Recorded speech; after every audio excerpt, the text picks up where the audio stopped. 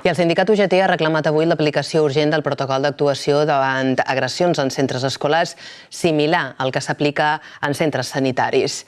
En un comunicat, l'organització sindical s'ha referit a l'incident ocorregut el passat dimecres a un institut de Serenal i ha destacat la importància de garantir que els centres educatius siguin espais segurs.